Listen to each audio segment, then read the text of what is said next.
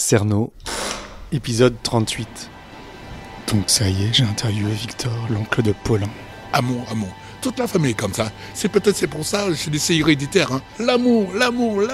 Bon, mon objectif maintenant, c'est de retrouver la mère de Paulin. Elle me hante en fait depuis toujours. L'autopsie révélera qu'elle a toutes les côtes du côté droit brisées. Notre société aime les corps jeunes. C'est ça la vie. Torture, coups de ciseaux, strangulation, étouffement par sac plastique, absorption de liquide vaisselle. C'est une tartine de merde et on en mange un petit bout tous les jours. Je fais un podcast. C'est pas vrai. Tu vas pas réussir dans la vie. C'était à Paris dans les années 80, on l'appelait le tueur de vieilles dames. Il avait la tête de monsieur tout le monde. C'est un tueur, c'est un menteur, un monstre. 3-2-1. Bon, je suis toujours en Martinique et j'ai une espèce de boule dans la gorge parce que ce matin, je voudrais passer un coup de fil à la mère de Thierry Paulin. Alors, pour tout vous dire, je sais qu'elle s'appelle Rose-Hélène Larcher, dite Monette, c'était son surnom, qu'elle a grandi en Martinique.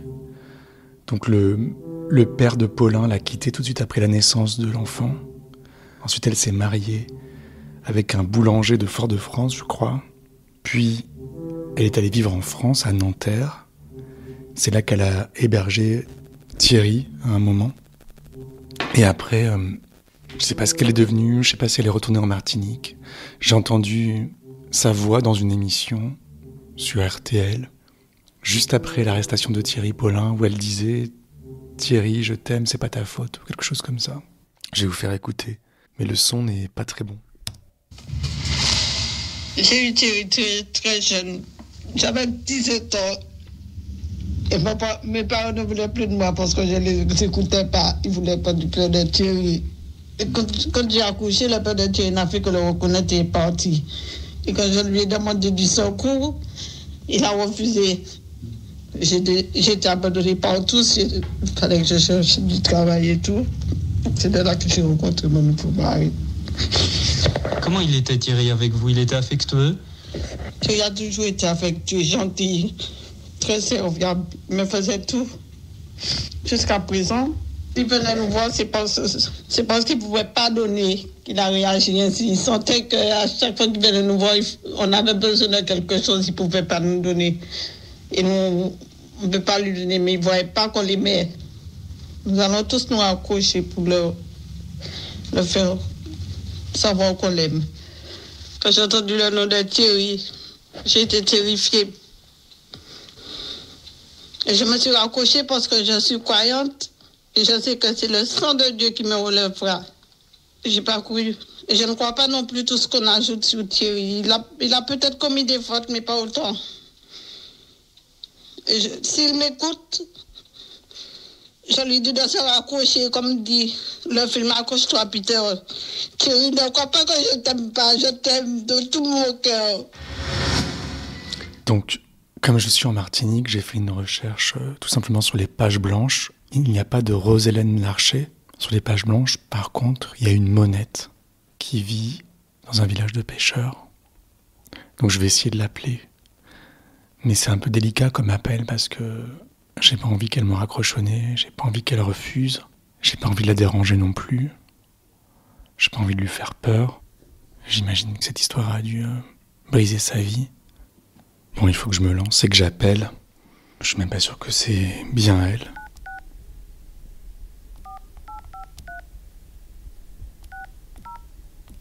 Le numéro que vous avez demandé n'est pas attribué. Votre appel ne peut aboutir. Ça marche pas. Je sais pas comment faire. J'ai une adresse un peu imprécise, le nom d'une rue dans un village, mais je sais pas si j'ai le courage de débarquer comme ça chez la mère de Thierry Paulin, avec mon micro.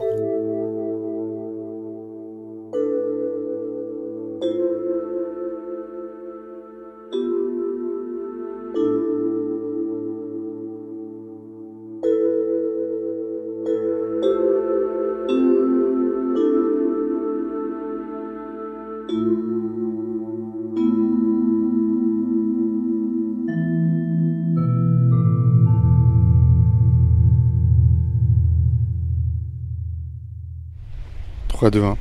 3-2-1.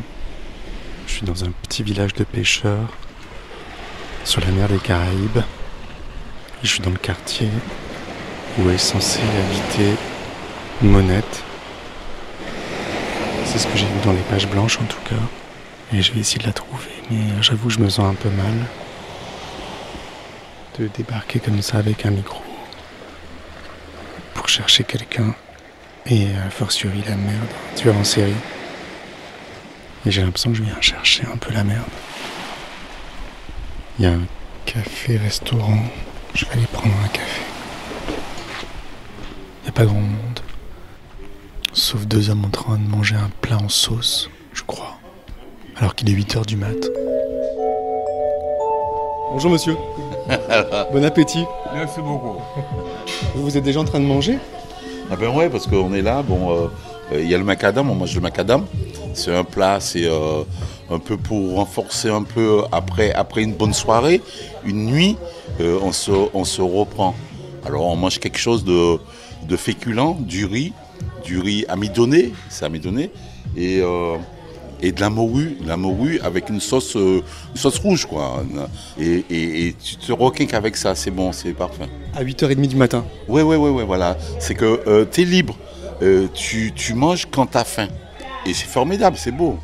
Vous avez fait la fête hier soir ? Même pas, juste parce que le collègue me dit qu'est-ce que tu fais ce matin ? Tu vas pas manger macadam ? Je lui dis bon, ça peut se faire. C'est votre collègue ? Ouais. Vous êtes copains tous les deux ? Oh, on est de famille, c'est ça. Bon, on est là. Il faut bien que tu trouves quelqu'un pour vivre. Il faut aimer l'autre, il faut vivre avec l'autre. Parce que tout seul, ça va pas ? Tout ça va pas ? Bon, oui, tout seul, ça va, parce que moi, je suis quelqu'un de très intérieur. À l'intérieur, j'ai 10 000 personnes chez moi qui parlaient. Un mois. Ah bon, vous êtes plusieurs ? Ah ouais, bon, il y en a plein. Il y en a plein. Il faut donner un peu à l'autre aussi. Voilà. C'est quoi votre prénom ? Moi, c'est Julien. Ah ouais, moi, c'est Serge. Enchanté. Voilà, bon appétit, je vous empêche de manger. En fait. Oh non, parce que j'ai commencé à parler, c'est super. Le manger refroidi avec mon langage, avec la parole, le manger refroidi tout seul. Et alors, il y a quelle ambiance dans ce village ? Ah ben, le village ici, il y a quelque chose de bien qui se passe, c'est qu'il y a une protection. On est protégé contre beaucoup de choses, beaucoup de mauvaises choses. Pourquoi ? Parce qu'il y a une entrée et une sortie. Ok ? C'est pas un village dont tu rentres et puis tu rentres de tous les côtés. Mécaniquement, une voiture, quand tu rentres et tu sors par là. À moins si tu viens en bateau. Ou bien tu viens dans les airs. Mais ici, c'est un endroit qui est un peu fermé, mais c'est une communauté. C'est une communauté qu'on veut bien vivre. On veut bien vivre ici. Bien vivre, voilà, il faut bien vivre. Et vous vivez bien ? Ah ben, moi, je suis parti déjà. Pour savoir où on est, il faut déjà partir pour revenir. J'ai fait Paris, j'ai fait Marseille, j'ai fait Lyon, j'ai fait l'Europe. Vous avez les yeux très clairs. Oui, parce que je vois loin. Jusqu'où vous voyez ? Ah ben, au firmament. Le firmament, c'est un endroit qui est lointain, qui n'existe pas. C'est quoi partir et revenir ? Il y a beaucoup de gens qui partent et ils ne reviennent pas dans leur tête. Ils fument de la drogue, ils font ci, ils font ça, ils partent dans leur tête et puis ils ne reviennent pas du tout. Est-ce qu'il y a beaucoup de gens qui sont revenus ici ? Et ceux qui sont partis, est-ce qu'ils sont revenus, est-ce qu'ils sont revenus avec leur tête ? Je ne sais pas, tout se passe de l'intérieur.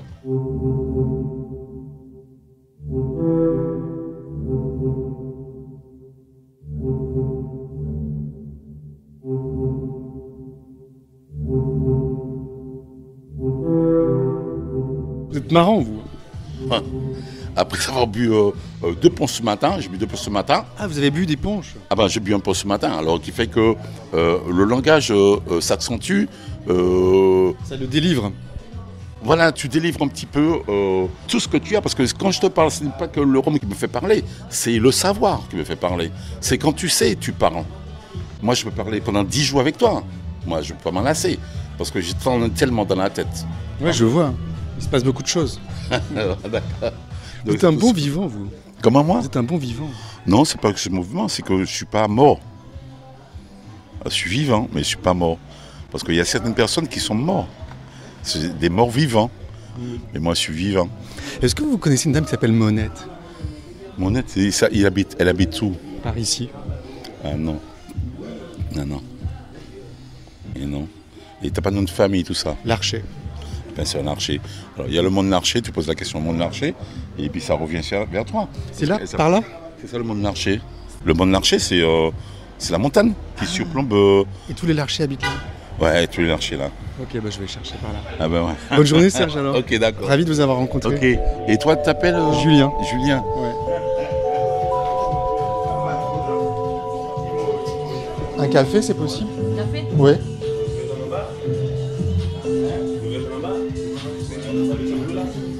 Oui, et vous?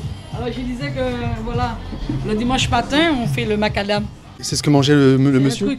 C'est un truc spécial, voilà, et ça se fait le dimanche, voilà, et le dimanche matin. C'est un truc typique, et ça s'appelle le macadam. C'est du riz avec la morue. Tous les dimanches matins? Tous les dimanches matins. Et pourquoi? C'est une tradition, voilà, c'est le dimanche matin, on fait le macadam. Au petit déjeuner, on mange ça? Un petit déjeuner. Et c'est bon? Ah oui, c'est très bon. Il faut goûter pour boire. Ouais. Si vous voulez, je vous donne goûter. Puis... Bah volontiers, ouais. Ouais, je vous donne goûter, et puis comme ça, vous allez voir. C'est moi qui cuisine. Voilà. Vous êtes une bonne cuisinière? Oui. J'ai 3 frères pêcheurs, alors voilà. Et c'est eux qui me fournissent tout ce qui est poisson, tout ce qui est... Dans le village, ils sont pêcheurs? Oui, ils sont pêcheurs. Je veux bien goûter un petit peu. Vous voulez goûter? Ouais, mais un tout petit peu. Un petit peu. Pour goûter. Ok. Ouais. Vous êtes le... Non, je suis juste client. Et le dimanche, j'ai appris à venir manger le macadam ici, parce que c'est un plat traditionnel, simple, rapide et efficace, que les anciens y mangeaient avant de partir en mer. C'est pour ça que ça se mange tôt le matin, avec des rations. Comme ça, on est rempli pour toute la journée, quoi. Donc c'est un peu un rituel, vous venez tous les dimanches manger que le ça? Dimanche. Parce qu'il y avait pas mal de pêcheurs qui sortaient le dimanche à la mer, à la pêche au gros. Et ils partaient dès 7h du matin, 6h, et ils rentraient sur les coups de 17h. Et avec ce simple repas, ils arrivaient à tenir toute la journée en mer. Voilà. C'est calorique, mais c'est bon. Voilà. Et vous êtes pêcheur? Non. Moi, je suis barman dans un bar aux Anses d'Arlet. Et j'habite à Petit-Anse et je connais Amélie depuis longtemps, alors je viens tous les dimanches. Ah, merci. Merci. C'est vous Amélie alors? Oui. Ah. Je goûte.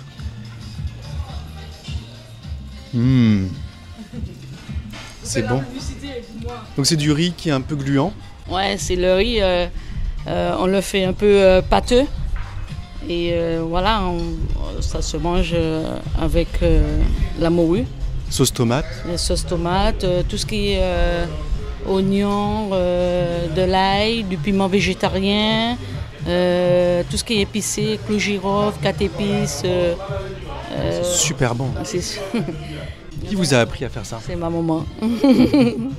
Voilà, ma mère, elle faisait la cuisine beaucoup pour la famille et puis voilà, je l'ai appris avec elle. Est-ce que vous connaissez Monette? Une dame qui s'appelle Monette? Monette, non. Par ici? là? Ouais. Monette Larcher. Ah oui, Monette Larcher. Attends. Jordan, tu connais Monette Larcher? Monette Larcher, non. Non? Il y a beaucoup de Larcher ici. Larcher, c'est une grande famille ici, mais Monette, ça ne me dit pas. Peut-être que visuellement, je vais voir la personne, je vais lui dire tiens, c'est elle, mais de nom, je ne pourrais pas vous dire. D'accord. Ouais. Et vous, c'est quoi votre prénom? Moi, c'est Jordan. Et vous habitez ici? Oui, à Petit-Anse. Comment ça se passe la vie ici? C'est calme, c'est une belle vie. C'est pas comme en France, parce qu'ici, un peu, c'est un quartier, une commune où tout le monde se connaît. Il y a beaucoup d'entraide. Et c'est une belle vie, c'est une vie simple. De voisin en voisin, on s'échange tout. Il vous manquez du sel, il vous manque un légume, il vous manque de quoi partager, c'est le partage ici. Franchement, peu importe la personne sur qui vous tombez, elle va vous donner de bons conseils, de bons choix de vie. Et voilà, sympa. Donc si je vais dans le Morne-Larcher là, ouais, pour chercher Monette, je vais être bien accueilli? Monette, moi je connais pas justement, mais pour ça vous serez bien accueilli. Dans le sud des Antilles, vous serez bien accueilli. Et elle dit que Monette Larcher, elle habite un peu plus haut. Où ça? Un peu plus haut là. Je ne sais pas où exactement, mais ma mère m'a dit qu'elle habite... Il y a le petit kiosque là-bas, là. Et un petit peu plus haut, il y a une maison à gauche et vous demandez pour Mounette Lancher. D'accord. J'ai demandé à ma mère, elle m'a dit qu'elle est à peu près dans les 70, 75. Ouais. Ouais. Et c'est là-bas. Et après le kiosque à gauche. Après le kiosque continue, il y a une maison à gauche et vous allez demander. Vous demandez pour Mounette. D'accord. Okay. Super. Merci infiniment. C'était délicieux. Okay. À bientôt alors. À bientôt. Jordan, à bientôt. Au revoir. Bon, je suis sûr que c'est elle. 70 ans, à peu près. Donc je monte la petite route. J'arrive au petit kiosque. Il y a des poules au bord de la route qui ont pondu des œufs. Amélie au café m'a conseillé de demander mon chemin dans la maison qui est en face du kiosque. C'est une maison blanche, un peu délabrée. Bienvenue chez Mireille. Confiture, liqueur, dégustation. Il y a quelqu'un? Bonjour? Mireille? Oui, bonjour? Bonjour, monsieur. Bonjour, je cherche Mireille. Ah, elle est là? Ok. Elle vend des confitures, c'est ça? Oui. Ouais, ok. D'accord. Ouais, je vais aller la voir. Ouais, d'accord. Oui. Bonjour. Vous êtes Mireille? C'est vous qui vendez les confitures? Je m'appelle Julien, moi je fais un petit reportage en fait. Ça va? Oui, ça va. Vous avez peur de... Non, pas du tout, pas du tout, je vous regarde. Enchanté. Oui, enchanté aussi. Alors, vous voulez me poser une question? Oui, en fait, je sais pas, je voulais voir quelles confitures vous vendiez et... Vous êtes le bienvenu. C'est gentil. Et c'est votre mari, le monsieur? C'est le père de mes garçons. Ah. Donc là, on est entré dans votre petite cuisine. Vous me servez du punch ananas? Ananas passion. Oh, c'est tout, merci. Il est tôt, hein? Non, vous allez... C'est un tout petit peu... Vous allez déguster. Ah, que c'est bon. C'est vraiment avec le fruit de la passion. Ah, c'est délicieux. C'est vous qui faites ça? Oui, c'est moi. C'est ma mère. Ma mère, elle a 86 ans. Ouais. Elle fait du shrub, punch coco, punch ananas. Mais moi, je suis allé un petit peu plus loin. C'est un don, hein? C'est un don de faire tous ces trucs-là. Et puis l'imagination. À chaque fois que moi, je fais une liqueur, il y a des images. Je dis c'est un don de Dieu. Vous êtes une artiste de la liqueur? De la liqueur, oui. Là, j'ai diminué cette année, mais l'année dernière, j'ai fait plus de 30. J'ai inventé plus de 30 toutes sortes de liqueurs. Mais vous faites ça, il faut le faire avec amour. Avec amour, comme si vous faites votre repas. Tout. C'est avec amour qu'il faut faire tout. Et puis, il y a l'imagination. Les images ça vient au fur et à mesure. Et c'est quand je dors, je peux créer. Je crée. C'est incroyable, ça. Oui, quand je dors, je crée les choses. Et tout de suite, le lendemain matin, il faut que j'aille chercher les fruits pour confectionner la liqueur. C'est-à-dire que pendant votre sommeil, vous avez des recettes qui vous viennent en tête. Oui. Et je peux vous dire, quand j'avais 18 ans, je créais beaucoup de liqueur. Je me suis arrêtée. Qu'est-ce que vous avez fait après? Après, j'ai travaillé 30 ans dans une boîte. Et après, on m'a licencié. Et c'est revenu. C'est après le licenciement, c'est revenu. Pourquoi on vous a licencié? Eh bien, par économique, hein, on était plusieurs. Hein, c'est pas moi la seule. Hein. Et je peux vous dire, quand vous avez l'âge de raison... C'est-à-dire, c'est quel âge? 60 ans. Et vous n'allez pas trouver de travail parce qu'il y a tellement de jeunes qui sont diplômés qui ne trouvent pas de travail. Mais bon, c'est la vie. Il ne faut pas se laisser tomber dans la noirceur. Il faudra créer des choses sans arrêt. Et voilà. Et c'est le don. C'est un don de Dieu. Même le soir, même l'après-midi, je m'allonge et... je vois, il y a des images, je crée des confitures pougne d'Espagne, jujube, surette, meurises, cornichons, papaye, Prune de citer, toutes sortes de trucs, confiture de Christophine. C'est quelque chose d'idéal, mais moi, je ne pourrais pas vous donner la recette. Je vais garder un petit peu ma recette. Secret.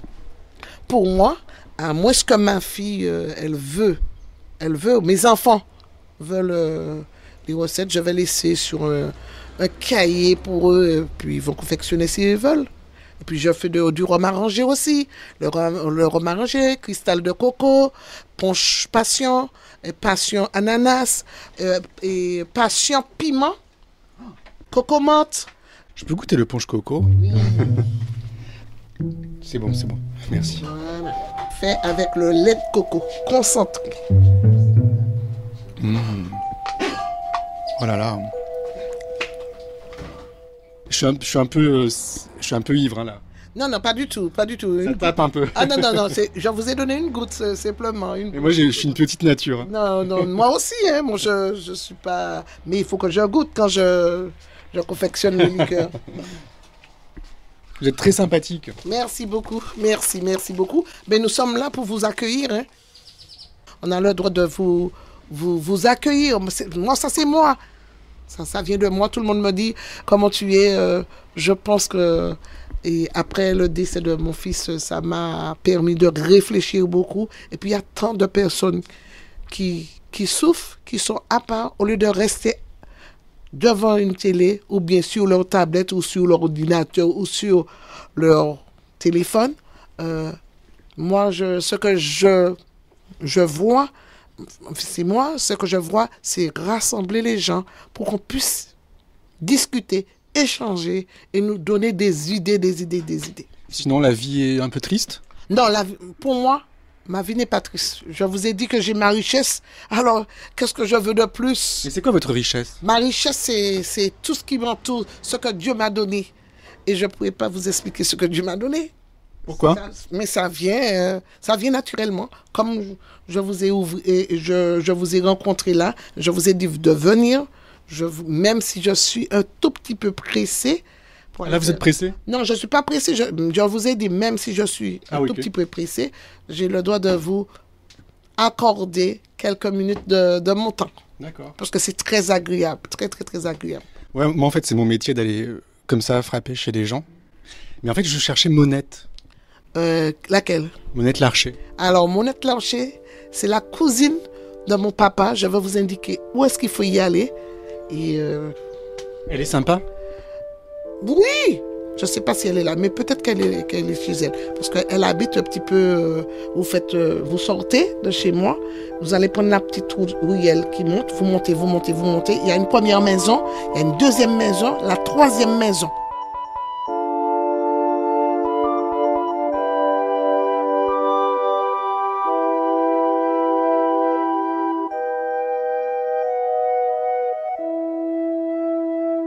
À suivre.